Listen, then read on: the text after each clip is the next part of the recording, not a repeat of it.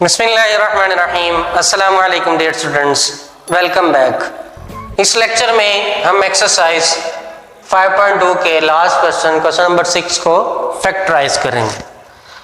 Question number 6 में जो formula apply होता है वो है A cube plus B cube and A cube minus B cube. Question number 5 में हमने A plus B whole cube formula पढ़ा था।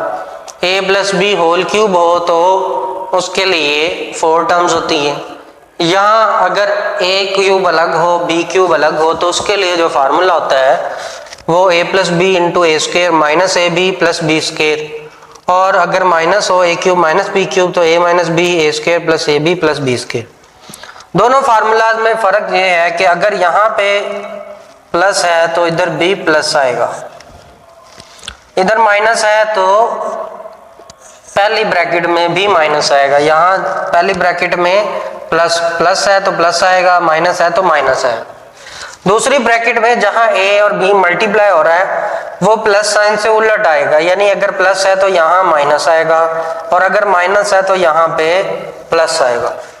ये फार्मूले को याद करने का तरीका है, A square plus A B plus B square, A square minus A B plus B square. तो अब इसकी इम्प्लीमेंटेशन है क्वेश्चन नंबर 6 का पार्ट 1 है 27 प्लस 8 एक्स क्यूब। 27 जो है सिर्फ दो टर्म्स है, दोनों क्यूब है कंप्लीट। हमने 3 का क्यूब 7 जो है 27 3 का क्यूब होता है और 8 2 का क्यूब होता है और x इसका होल क्यूब बन जाए। तो ये ए क्यूब प्लस बी क्यूब आ गया। हमने इस पे फार्मूला अप्लाई करना है, यानी कि पहली टर्म वैसे ही प्लस दूसरी टर्म ए प्लस बी यानी 3 plus 2x into first term का स्क्वायर आगे माइनस साइन, फिर first term into second term plus second term का स्क्वायर। यहाँ पे भी देखें ए स्क्वायर फर्स्ट टर्म का स्क्वायर माइनस ए बी यानी फर्स्ट इनटू सेकंड, फिर प्लस बी स्क्वायर यानी सेकंड टर्म का स्क्वायर। इसके बाद सिंप्लीफिकेशन है, फार्मूलाज को ओपन करना है स्क्वायर्स को। 3 का स्क्वायर 9, 3 2 जा 6 और 2 का स्क्वायर 4 और x square as it is. ये बस इसका आंसर आ गया। तो ये इसका पार्ट 1 था। अब हम इसका पार्ट नंबर 2 सॉल्व करते हैं।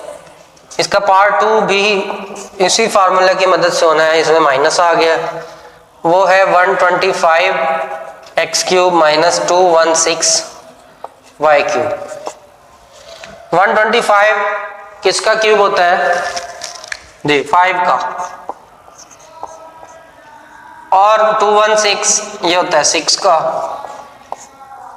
आपने 520 अगर 125 का क्यूब आपको नहीं लेना आता, क्यूब रूट नहीं लेना आता, तो उसका तरीक़ाकार ये है कि आप कैलकुलेटर पे अगर आपका कैलकुलेटर जो है वो पावर इस तरह से नंबर के ऊपर दे देता है तो आप 5 की पावर ये बटन प्रेस कर दें, 5 लिखें आगे ये बटन प्रेस करें, वो पावर लेगा और पावर की जगह पे कर्सर ब्लिंक करेगा। आपने इसकी पावर 1/3 यानी कि 1 डिवाइड बाय 3 लिख देना है 125 का, 5 का नहीं 125 का।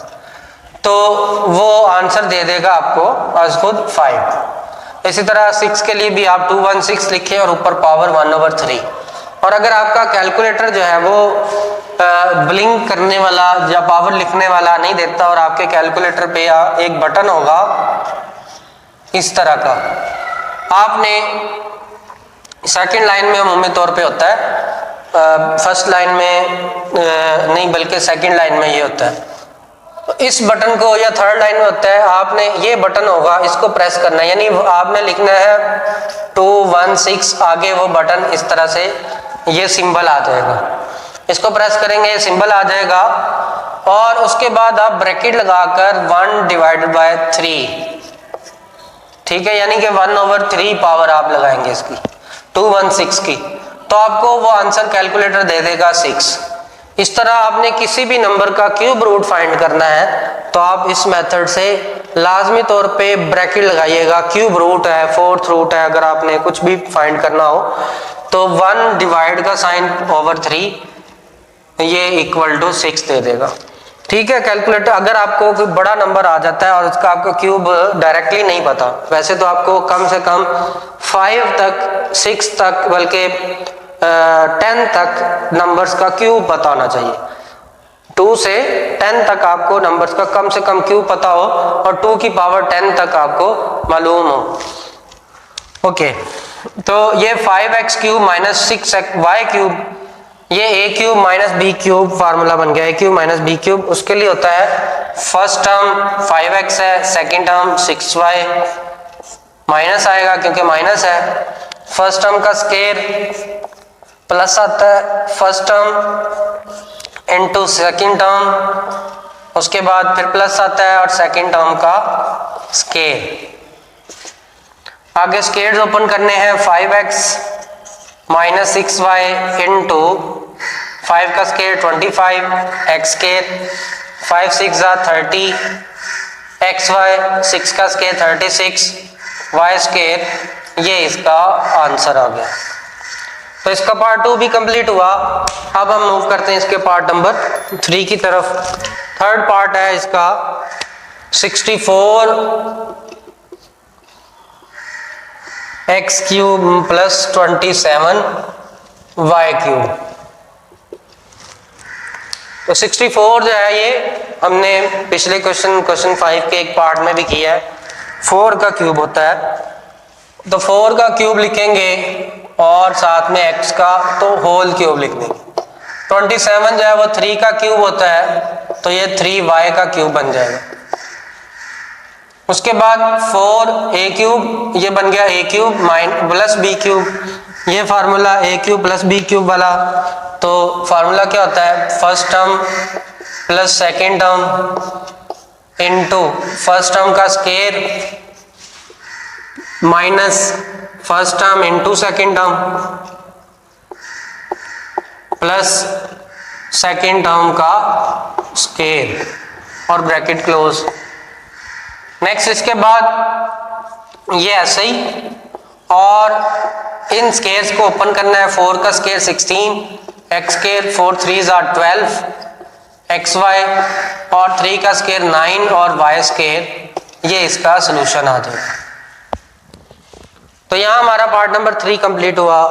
अब लास्ट पार्ट इसका फोर्थ पार्ट हम करते हैं। यहाँ पे फोर्थ पार्ट है 8x cube plus 125y cube. 8x cube plus 125y cube, इसको भी हमने 8 जो है वो हमने पहले पार्ट में किया है। 8 होता है 2 का क्यूब, तो 2x क्यूब, और 125 हमने इस पार्ट में किया है 125 5 का क्यूब होता है। तो बस उसी वही क्वेश्चन है रिपीट हो रहे हैं, प्लस है दरमियान में, प्लस वाला फार्मूला लगेगा, ये बन जाएगा 2x क्यूब 125 जो है 5y क्यूब, तो 2x plus 5y into 2x का स्क्वायर माइनस 2x और 5y, यानी फर्स्ट टर्म का square minus first term into second term, फिर प्लस आता है और सेकेंड टर्म का स्क्वायर। अब इसके बाद स्क्वायर्स ओपन करने हैं सिर्फ।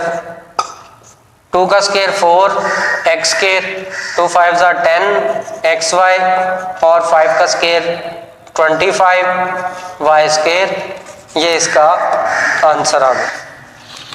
तो ये इसके साथ हमारी एक्सरसाइज 5.2 भी कंप्लीट हुई, और उम्मीद है आपको ये एक्सरसाइज समझ आई होगी और इन क्वेश्चंस को करने में आपको मज़ा भी आ रहा होगा। यानी आपको ये क्वेश्चंस करते हुए आसान तरीके से आप इन क्वेश्चंस को कर पा रहे होंगे। और अगर आपके माइंड में किसी भी किस्म की क्यूरी है, किसी क्वेश्चन की नहीं समझ आती, तो आप कमेंट सेक्शन में मुझसे पूछ सकते हैं, इंशाल्लाह आपको उसका जवाब भी दिया जाएगा।